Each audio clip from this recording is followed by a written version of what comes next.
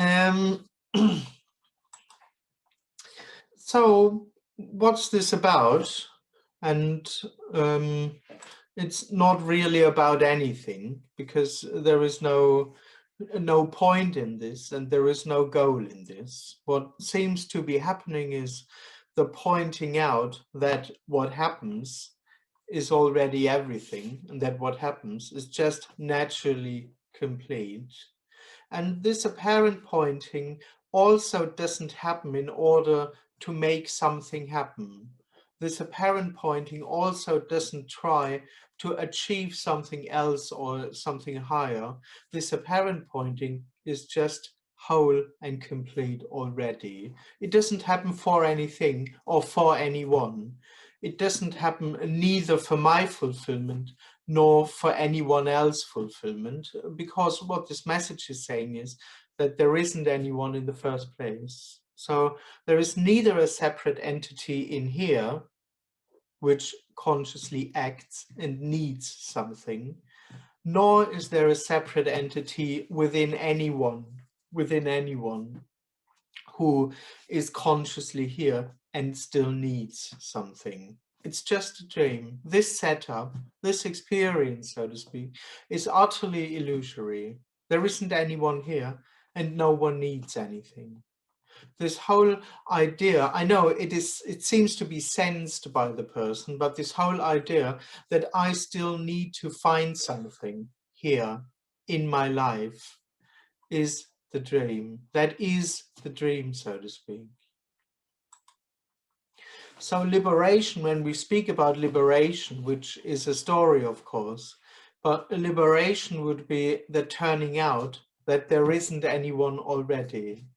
It's not me or someone getting something. It's not me understanding that there is no me.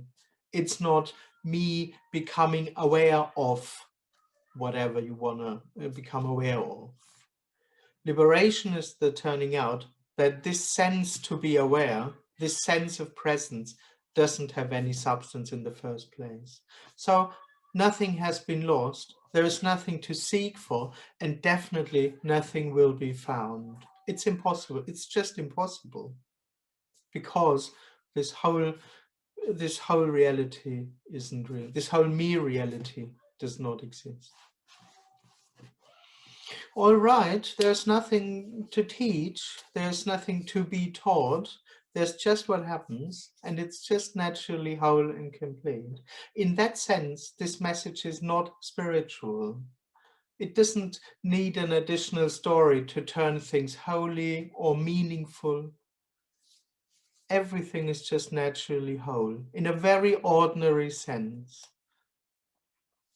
Sitting in front of a screen, thinking, feelings, going to the toilet, shopping, watching TV, listening to music. It's all naturally itself. Trees, clouds, rooms, rubbish. Everything is just what it is, which is unknowable.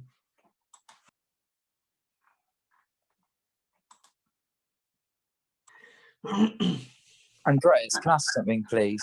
Please. Well, first of all, how are you today? Yeah, thank you. Good. We don't need that. That's fine. I'm fine. Okay, great. So obviously the me experiences itself as being in relationships with everything, like in a relationship with the looking at the screen, in a relationship with other people. So when there's no longer a sense of self, there's no experience of being in a relationship with anyone else. Yes, or anything else. Yes. So if you're out with your partner and you meet someone, you say, "This is my partner." Yes. But you're not in a relationship with her. Yes, but I'm also not separate from her. I mean, for the person to not be in a relationship would mean to be separate. So there also isn't anything here which is not in a relationship with her. Right. I mean, relationship is just separation. And it's kind of the best thing that the person gets, having a good relationship. But it's actually just a nicer word for separation.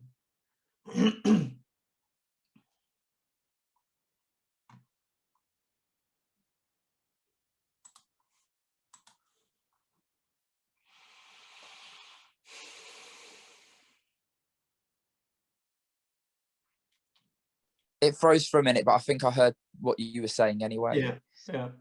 So the dream is that I'm in a relationship with people. Like, I'm in a relationship with my friends, I'm in a relationship with my parents, I'm in a relationship with whoever in my life. Well, the dream is basically that you are a separate entity, and that all you have from that separate standpoint is relating with. It's kind of experiencing is relating to your job, relating to the situation, relating to other people. But it all comes exclusively from the illusion that you are a separate entity, of course. Because when the sense of me apparently drops, or what's been seen in glimpses, is that there's no longer a need to relate to others in a way that I think will be acceptable. It's impossible. Yeah. It's impossible to relate to others in a sense of to relate to other eyes. Me's. No, totally. And so from this experience here, when there's the sense of self, there's a need to behave in acceptable ways. Is that because what you're saying about having a good relationship is still separation? Yeah, of course. It's as unfulfilling as everything else.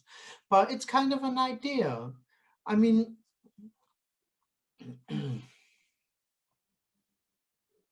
it's kind of a hope or an idea, actually, that I might make my life work if I learn to have good relationships. A good relation. I mean, a lot of spirituality is about gaining a good relationship towards life, to love the moment, to accept the moment. This would all be attempts to somehow develop a good relationship, hoping that this will fulfill me. But that is the dream. Okay. So there's no real difference between a good relationship or a bad relationship with another person. Both are separation, so both are unfulfilling.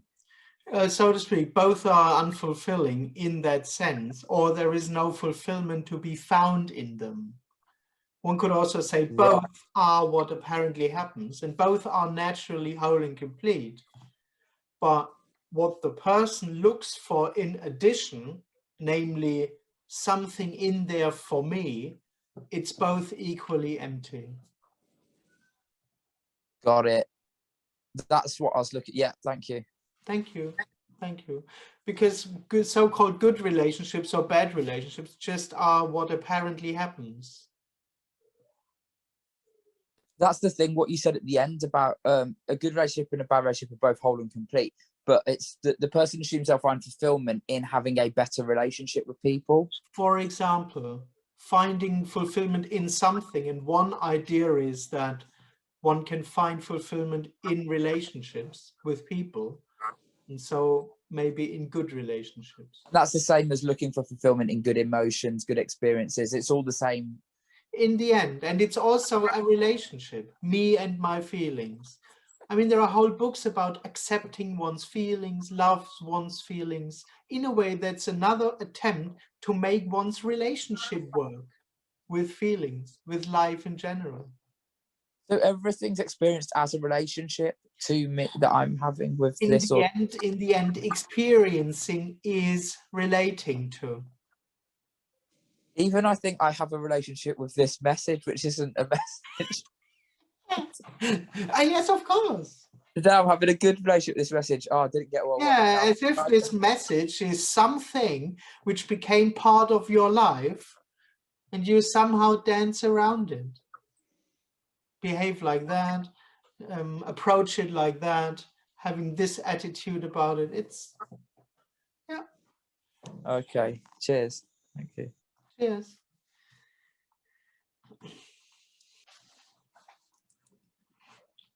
Life without me should be closer to love as such, and that must not be boring.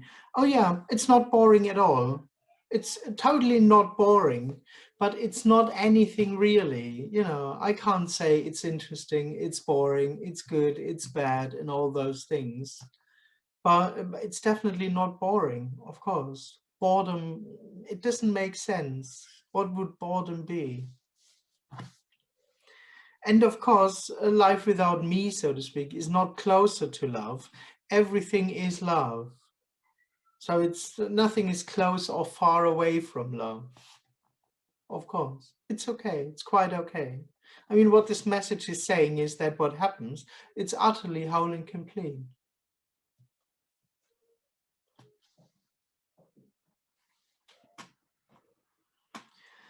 Satisfaction with relationship is another distraction into life, being a subject-object reality.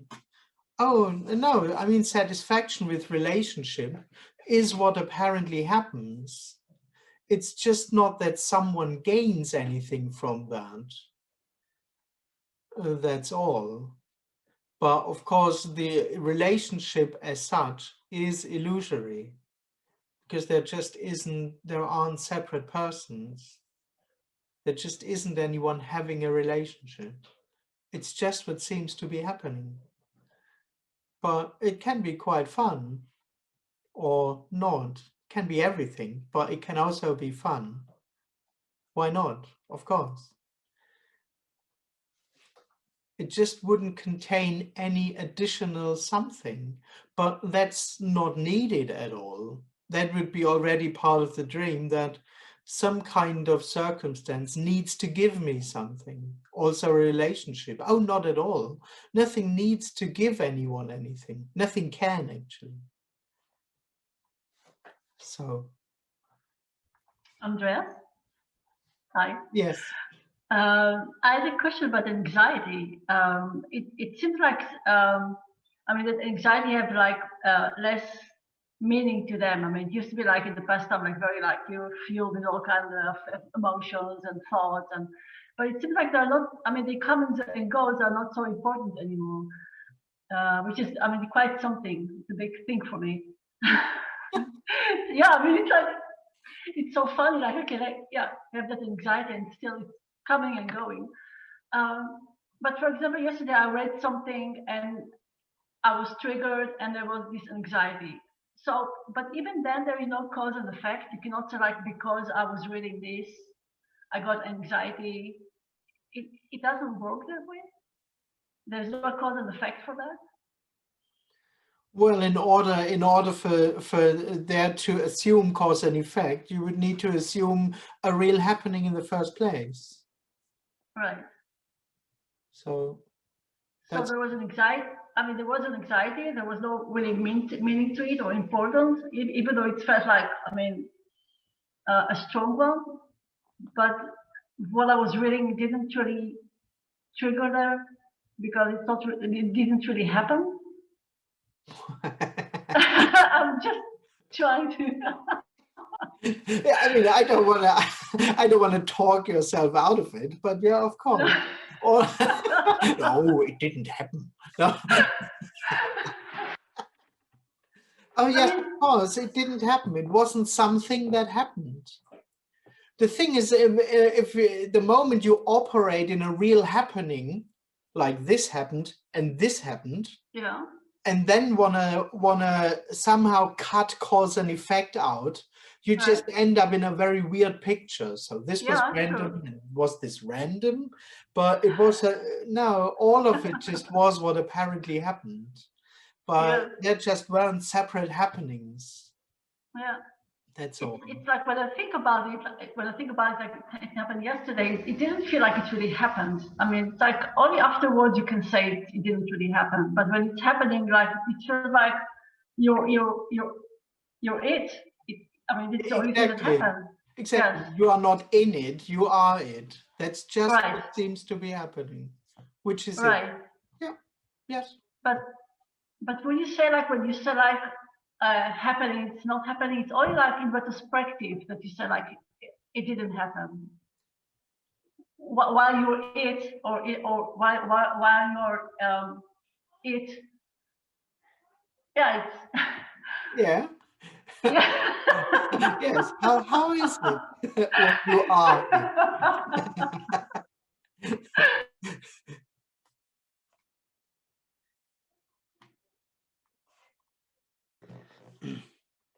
Andreas, can I ask a question? Yes.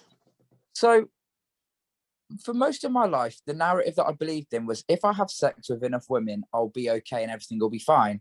And then about a year ago, when I saw that it was never going to be enough, I started seeking for liberation and listening Well, to that was quick. I mean, for some, this lasts their whole life.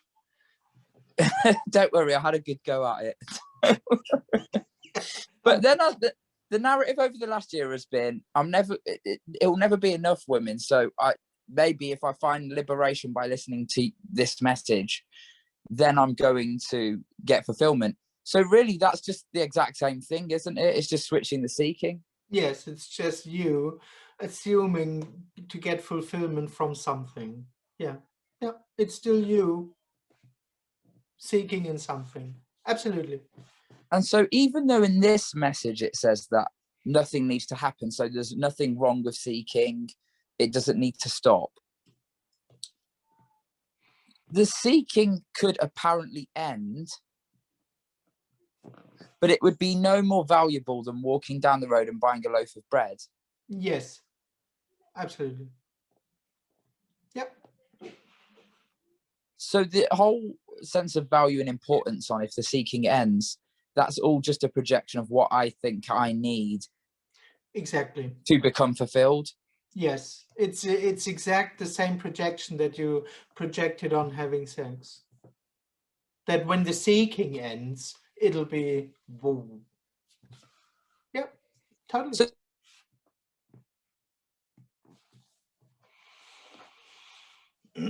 So the me can't live without that projection of something in the future bringing me the fulfillment. One could say so. They go together. Yes.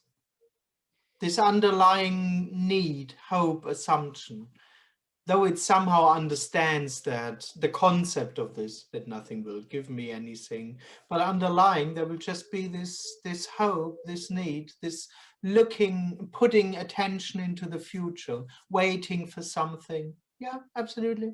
Yeah. And even though I'm still obviously waiting for something to happen, because the sense of separation energetically, I'm always going to be waiting for something to give me what I need.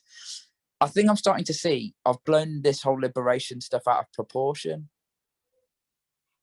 Again, I didn't. Like, I'm starting to realize I think I've blown the whole idea of liberation out of proportion. Out of proportion? You mean make it much bigger than? Yeah, thinking it's going to be this amazing, huge. It's the only thing worth going for. It's the only thing that matters. That's all right. I mean, why not? It's not better or worse than anything else.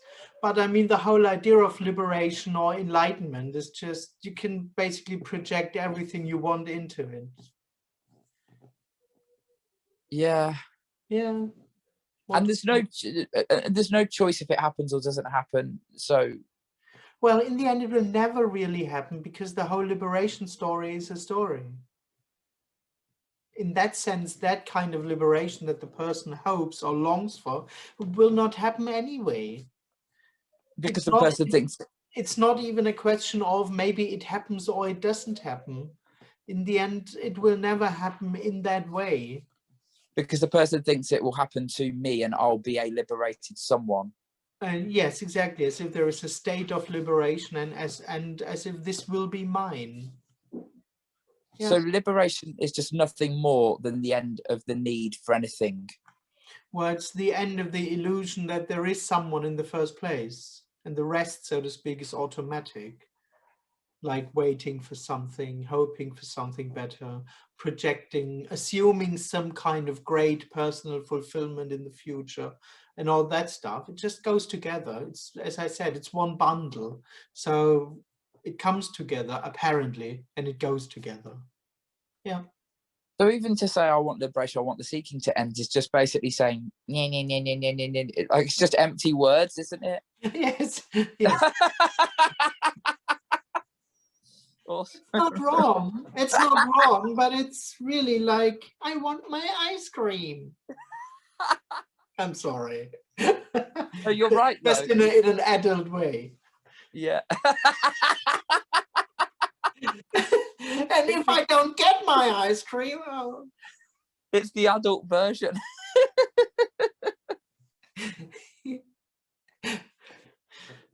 until a guru daddy comes and says, you'll get your ice cream. Just be a nice guy. Just meditate, be aware, forgive yourself, love yourself, and you'll get your ice cream. Then. That's like the father saying, if you're a really good child, I'll buy you an ice cream. Absolutely, yeah. If you're really good at dedicated to your practice, I'll get you enlightened. It's the same thing. Okay. Wow. Yeah. It's all me games.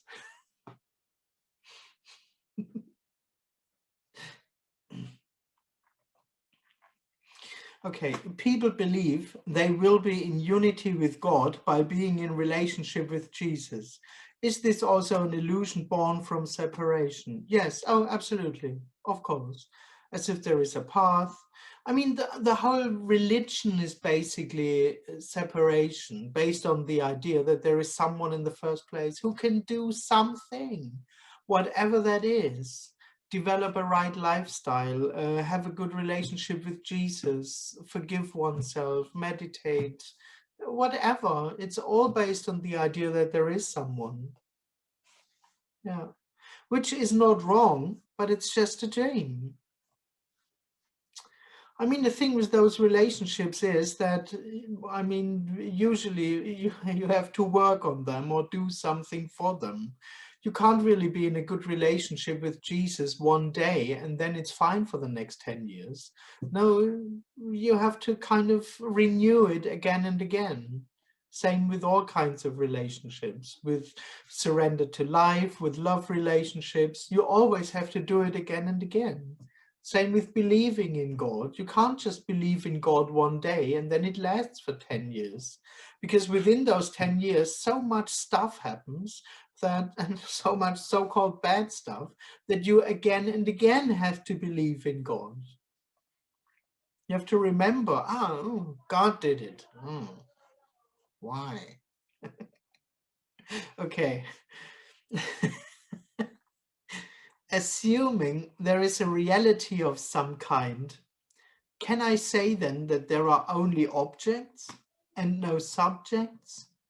Well, if you want so. I mean, the whole thing is subject-object just doesn't make sense. But in a way, there's just pure surface. There's just what seems to be happening. There is no real depth to it. Maybe if you mean it in that way. But there aren't really just objects. That's what I mean. Subject and object go together.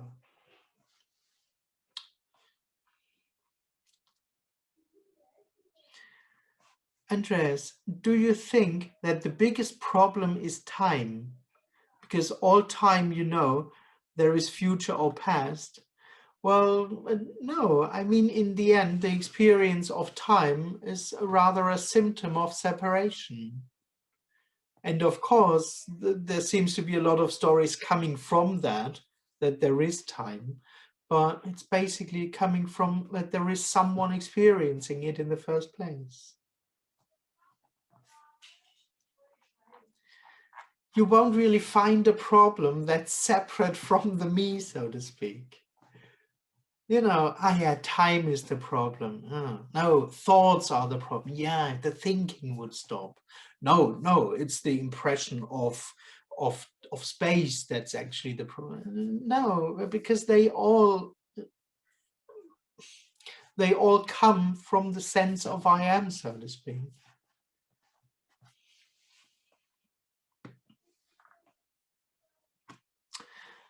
I guess most people hope that love exists as something that they see as right in a personal way.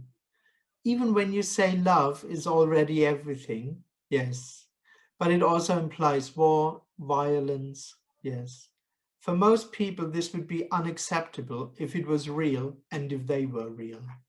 Oh yeah, totally, of course. I mean, what the person would regard and value as love is an experience of it. That's basically all the person seeks. It doesn't really care about love or God or wholeness or whatever. It's only valuable if I can see it, feel it, have it, own it, those things. The person say, well, I don't care if this is love. I need to see it. Then it'll be fine. So yeah, what the person is looking for is just an experience of. What the person is looking for is just an experience of. That's what I mean. The person isn't interested in what we speak about here. Not a single bit, not at all. It's only experience in it. It's only interested in having an experience of it, knowing it, owning it. So as soon as there's the sense of I am, there's as soon as sense that straight away comes with that is the sense that something needs to be found or something's lost. So is that why there's a need for the creation of a real future in which I'll find what's lost? Yes, totally, totally. I mean, it's all of that isn't conscious, but it's just the moment there is self-awareness, there is this sense of lack, and it's almost automatic, like, well, this can't be it. So whenever there will be fulfillment, it has to be later on, because this isn't it. Yeah. So the me creates the future as something real because it needs, because when you, if we listen to this in a way, the me created this moment, and automatically when there is this moment, there is the possibility for a next moment. Because say, for example, if you listen to this message and then the me hears there's no time or there's no future or this is it, there isn't anything other than what's already happening, the me could then go into despair thinking, oh, holy shit, I'm not going to find what I'm looking for because I need movement through time in order to get that kind of sense of, finding happiness or whatever, being okay. Yes. Oh yeah, I mean, basically that's what this message is saying. You will never get what you're looking for.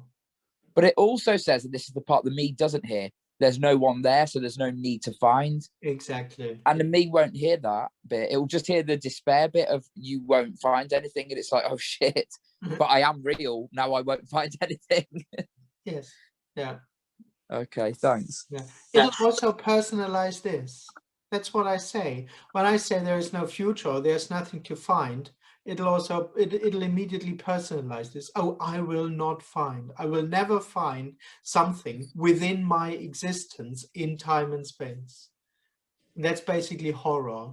That's because it thinks that I will still be there in the future, but now there's no hope of me meeting the goal or getting fulfillment. exactly. But I would still be attached to the picture, but I'll go on living. Yeah. And then I do what Monica does. I get the chocolate.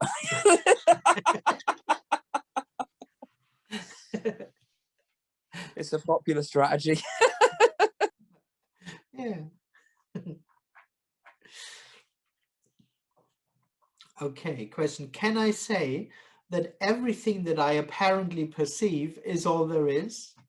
There is nothing behind or underneath it, and so it's a surface. Well, to me, this would be too much knowledge. Because when I say all there is what happens, it's basically not connected to any kind of perception. It's not known at all or somehow limiting it to something. Because in a way, that's exactly what the person would experience. All there is me and what I perceive. This is what I can confirm. This is what I can know as existent. But it's very, very limited. So I wouldn't say that all there is what I seem to perceive. There is absolute no knowledge about what there is, and if there is something. All there is doesn't make sense at all, actually. So I wouldn't say that. And in a way, it's not, I mean, the problem with behind or beyond, those ideas of behind, beyond, within, underneath, all come from exactly that sense that there is something in the foreground, for the possibility for something to be beyond.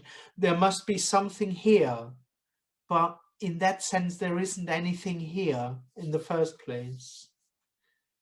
So when I say all there is this, It's not connected to anyone's perception of what seems to be going on. I wouldn't say it like that. This would basically be this, I mean, you said apparently, so maybe you meant something else, but that's basically this an awareness teaching, or this, all there is this moment and stuff. But it's the personal experience. What seems to be here without doubt is what I'm aware of now, what I perceive now. That's the person's reality. I'm here, and this is all there is.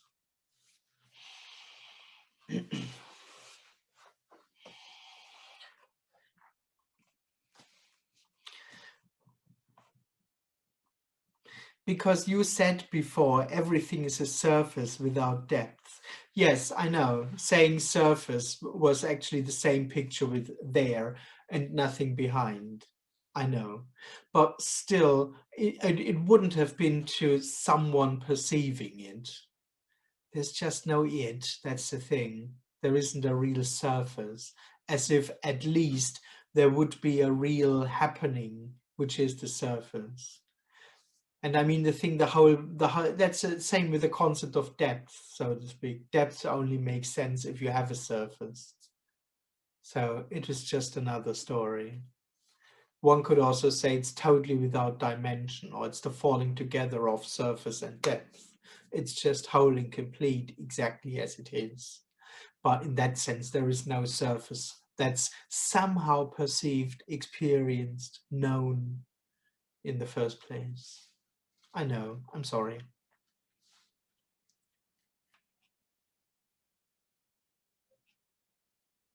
All right, I think that's it. I'm really sorry for the bad connection today, though it's not my fault, I guess.